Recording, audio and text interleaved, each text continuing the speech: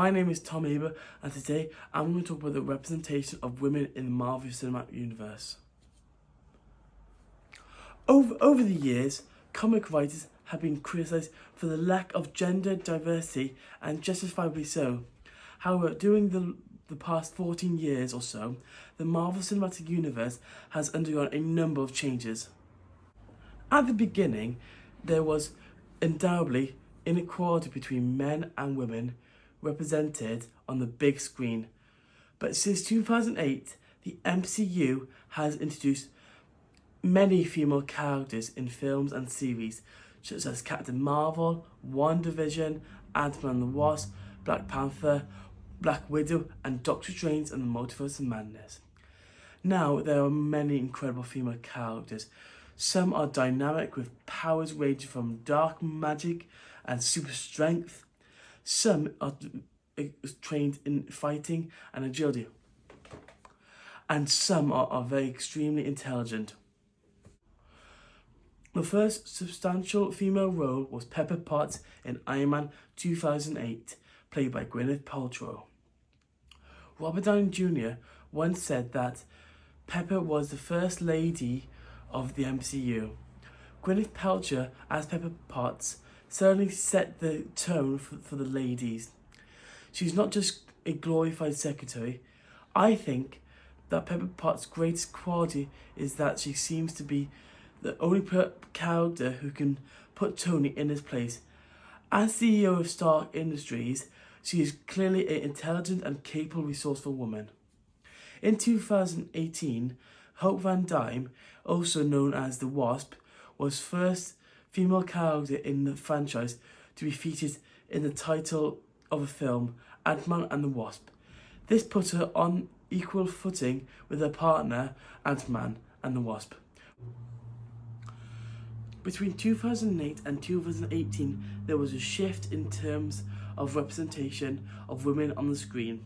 Captain Marvel was the first film to feature a woman as a central protagonist. In addition to this, the first film directed by a woman, Anna Boden, alongside collective partner Ryan Fleck. The two also co-wrote the script with Geneva Robertson Doneswet. At the time, Kevin Feige stated, "We've always had powerful female characters and heroes in our films, but having a female superhero franchise title for the first time feels overdue." In the original Avengers film, only one of them is a woman, Black Widow. Born in the Soviet Union, Natasha Romanoff was orphaned as a child. She joined the Russian army and the Black Widow program, where she was trained to become a skilled assassin and enhance with Soviet version of the super soldier serum. She also speaks Russian, English, French, German, Chinese. Jane Foster, who appears in the Thor movie franchise, she plays a brilliant astrophysicist and is one of the world's foremost astronomers. She's one of the fewest Marvel characters able to wield Mjolnir. Gamora in the Guardians of the Galaxy films, Volume 1, played by Zoe Saldana, was one of the first lead female characters in the MCU to reject her love interest. Ruthless, calculating, and one of the most skilled fighters on screen, she's not just another token of strong female character. In the same film, Nebula, played by Karen Gillan, was a terrifying side villain.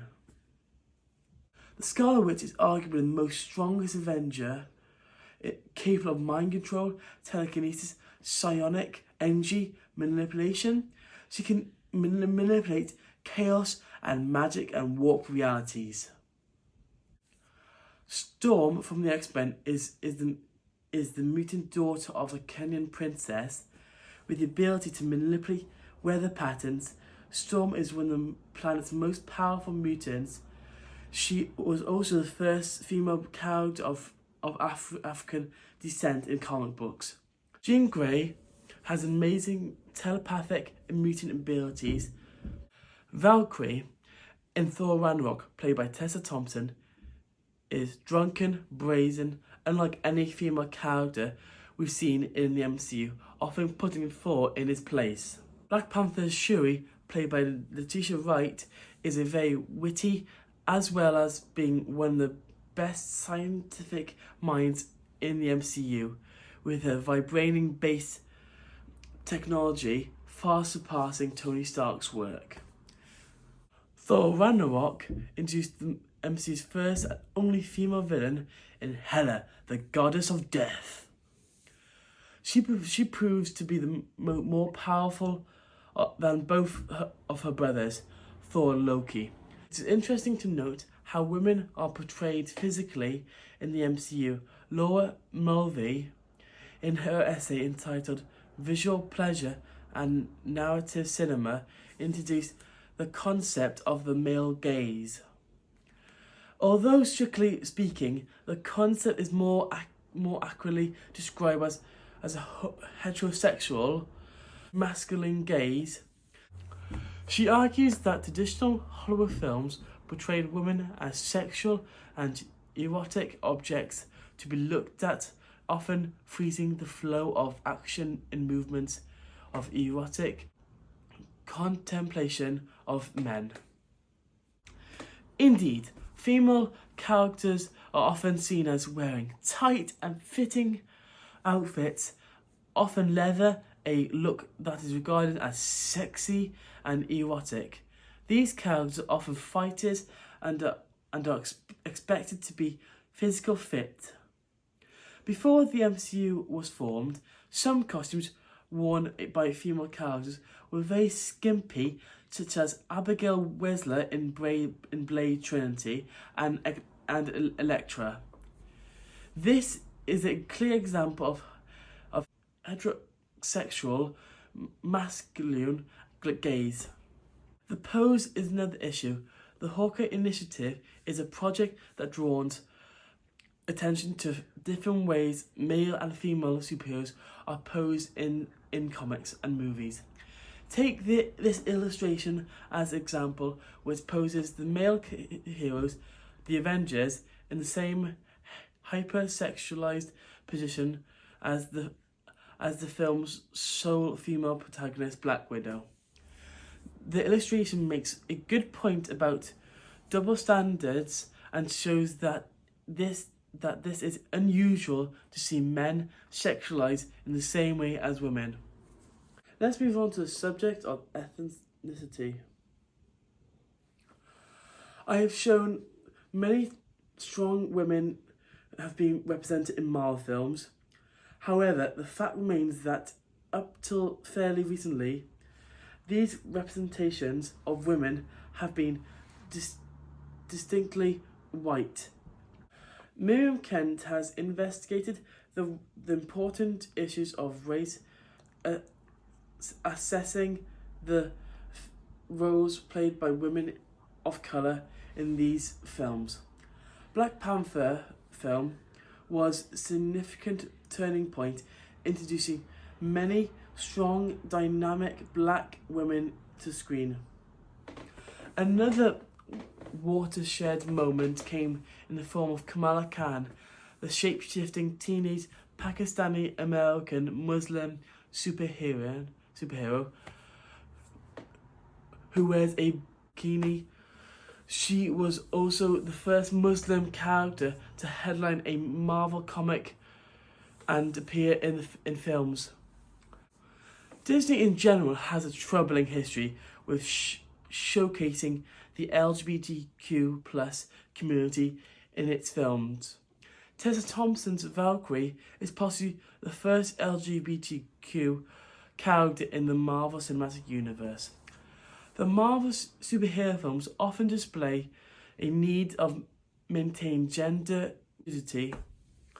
However, the two interesting cases are the mutant shapeshifter Mystique, who appears in the X-Men films, and the female cyborg Nebula, Karen Gillan, of the Guardians of the Galaxy films.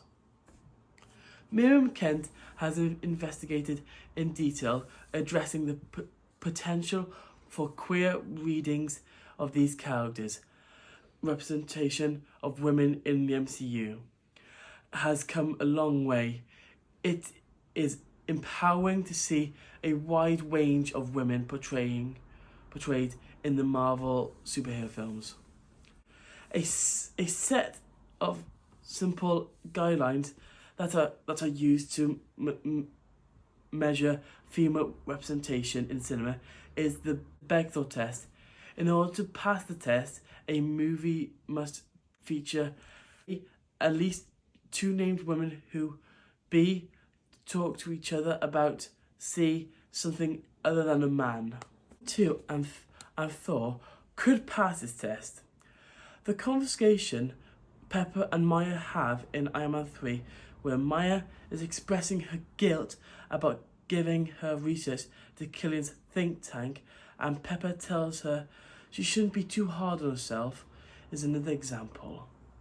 The first scene to feature more than one woman fighting in a battle doesn't come until 6 years into the MCU. With the release of Guardians of the Galaxy, the two women, Gamora and Nebula, happen to be on opposing sides of the fight. Finally, superhero films like Captain Marvel and Black Panther show that female-driven stories don't subvert gender norms, they just reframe them.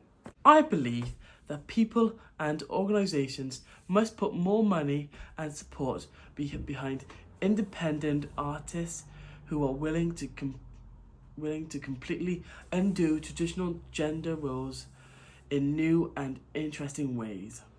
There needs to be an investment in emerging writers and directors to ensure MCU continues to grow, thrive, and truly represent our society.